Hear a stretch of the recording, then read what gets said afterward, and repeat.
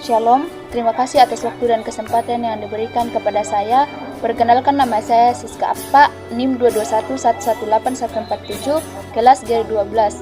Di sini saya akan menceritakan kembali cerita dongeng literasi yang telah saya baca dengan judul Putri Tujuh, cerita rakyat dari Maluku yang ditulis oleh Adi Syaiful Mukhtar.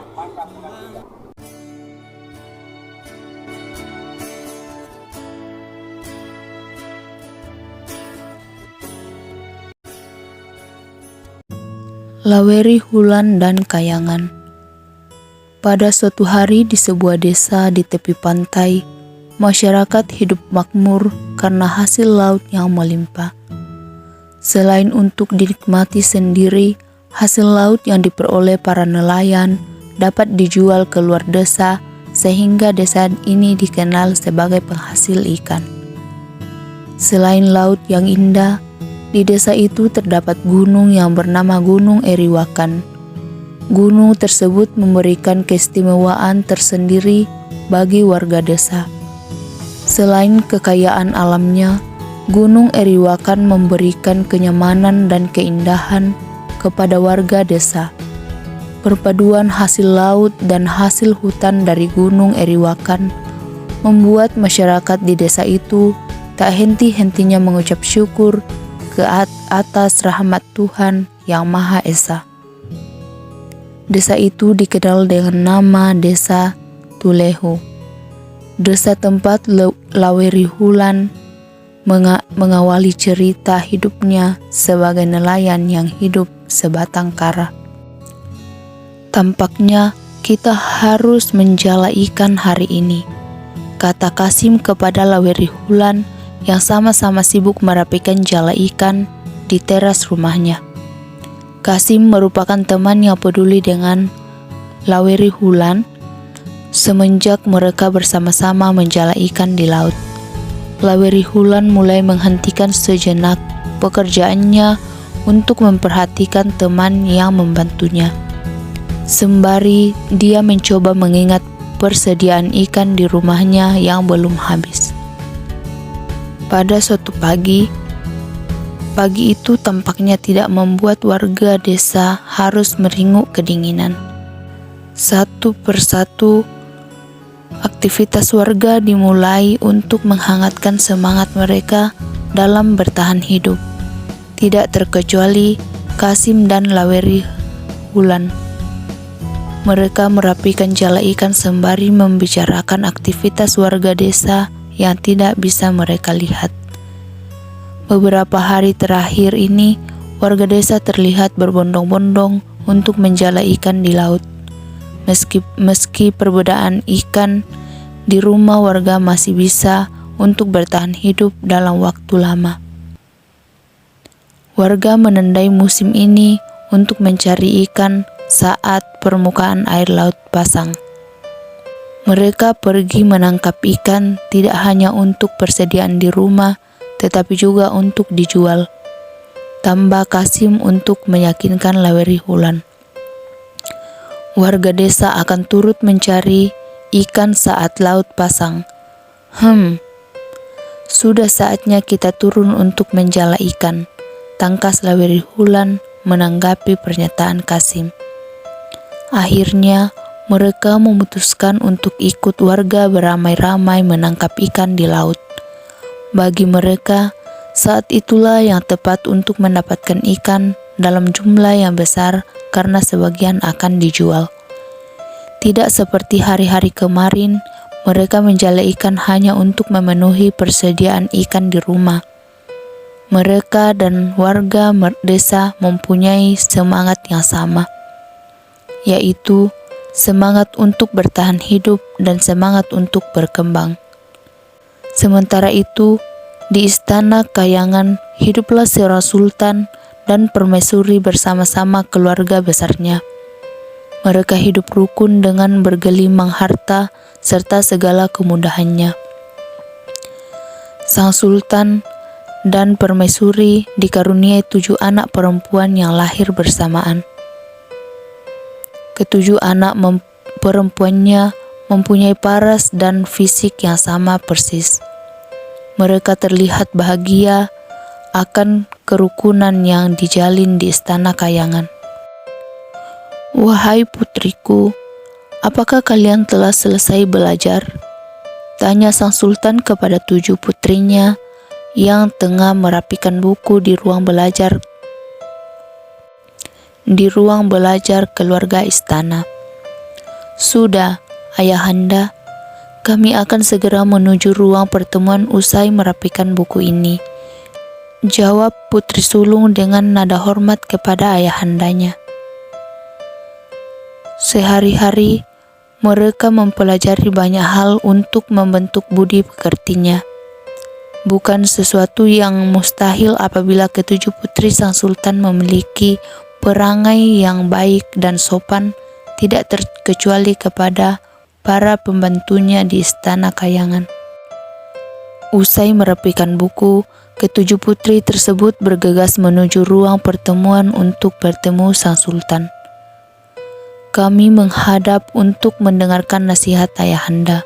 Putri sulung membuka pertemuan itu dengan sangat sopan hingga para pembantu berdesak kagum akan kesopanan mereka. Baiklah putri-putriku, ayahanda sangat senang dengan perkembangan pengetahuan kalian dan melihat kalian tumbuh dewasa.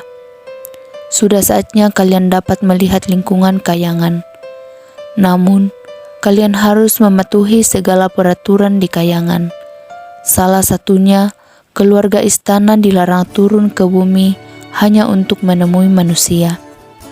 Nasihat sang sultan disimak dengan seksama oleh ketujuh putrinya. 7 putri mengangguk bertanda mengerti. "Suatu kebahagiaan bagi kami mendengar perkataan ayahanda. Ilmu yang kami dapatkan selama di istana tampaknya kurang lengkap jika tidak melihat langsung. Bagi kami, kesempatan ini kami gunakan untuk belajar banyak hal," jawab putri sulung dengan senyum di bibirnya. Tampak kebahagiaan di paras cantik ketujuh putri setelah mendengar izin sang sultan untuk berjalan-jalan di kayangan. Kebahagiaan mereka rasakan karena selama bertahun-tahun ini mereka hanya berada di istana untuk mempelajari banyak hal. Salah satu pembantunya, yaitu Lalat, diperintahkan oleh sang sultan untuk memantau dan memberi informasi tentang segala hal yang dilakukan oleh ketujuh putrinya di luar istana. "Wahai Lalat, kuperintahkan engkau menjaga putri-putriku, pantau dan laporkan segala sesuatu yang dikerjakan oleh putri-putriku. Sesekali peringatkan mereka jika ingin melakukan sesuatu yang dilarang di istana ini," titah sang sultan kepada Lalat. "Saya akan melaksanakan apa yang diperintahkan sultan. Saya akan menjaga tuan putri seperti keluarga kandung saya," ujar Lalat menjawab titah sang sultan dengan siap. Sang sultan langsung memberi pujian kepada Lalat. "Bagus Lalat, jika terjadi sesuatu yang membahayakan pada putri-putriku, engkau harus segera melapor pada Dewan Keamanan Istana untuk meminta bantuan." Seiring berjalannya waktu, ketujuh putri sang sultan semakin dewasa, di mana banyak hal yang ditemui dan dipelajari tentang arti sebuah kehidupan. Mereka melihat makhluk hidup saling membutuhkan, betapa alam dan seisinya diciptakan oleh Tuhan dengan sangat luar biasa dan bersistem satu sama lain. Semenjak ketujuh putri sang sultan melalang buana di seluruh tempat di kayangan yang belum dijangkau oleh sang sultan, Lalat semakin malas karena banyak hal yang harus dilaporkan. Berita tentang kemalasan Lalat terdengar juga oleh sang sultan, sehingga Lalat diusir dan diberhentikan dari tugasnya untuk memata-matai ketujuh putri. Sementara itu, para putri sering meminta izin kepada sang sultan untuk turun ke bumi.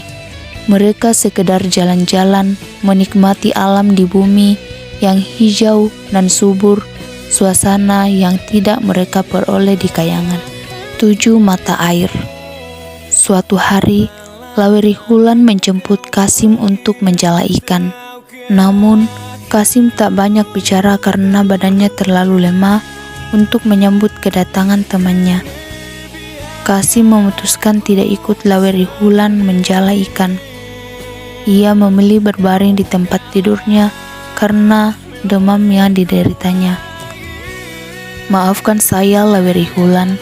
Tampaknya hari ini saya tidak bisa ikut engkau menjala ikan di laut," kata Kasim dengan suara lemah tak bertenaga. Terdengar suara reyot kursi yang diduduki Lawerihulan saat ia beranjak berdiri mendekati Kasim yang terbaring lemah. Wajah pusat Kasim mengingatkan ia akan kenangan bersamanya saat mendaki gunung Eriwakan dan menemukan 7 mata air yang bertua. Lawerihulan meraba dahi Kasim seraya berkata, "Baiklah, Kasim. Saya akan mempersilahkan engkau untuk istirahat dalam beberapa hari ini." Pada suatu hari, salah seorang putri dari ke-7 putri yang turun ke bumi untuk mandi di 7 mata air Gunung Eriwan. Saat itulah putri bungsu harus ditinggalkan oleh ke-6 kakaknya karena sayapnya diambil oleh seseorang. Putri bungsu pun bersayembara bagi siapa yang menemukan sayapnya.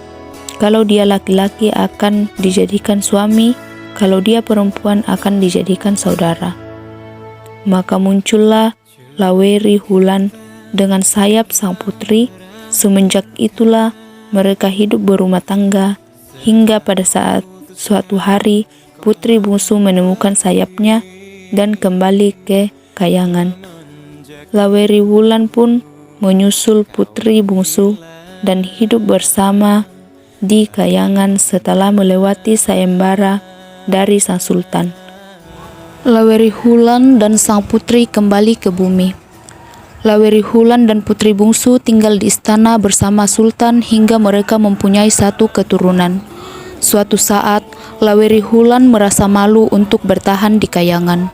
Dia hanya hidup dari kekayaan sang sultan.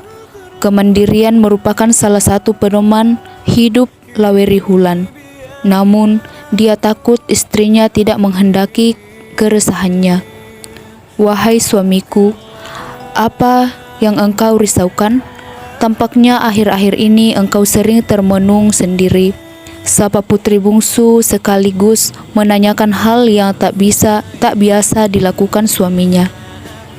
Lawerihulan terlihat masih bersandar di tiang teras ruang keluarga istana sembari menjawab pertanyaan putri bungsu.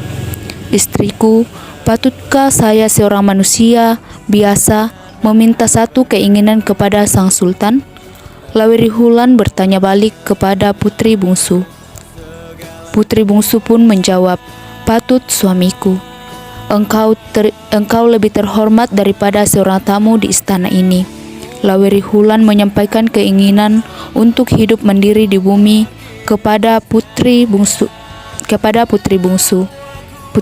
Putri pun mendukung niat Lawerihulan tersebut. Lawerihulan dan putri bungsu mohon diri kepada sultan dan permaisuri untuk turun dan tinggal di bumi hingga mereka wafat.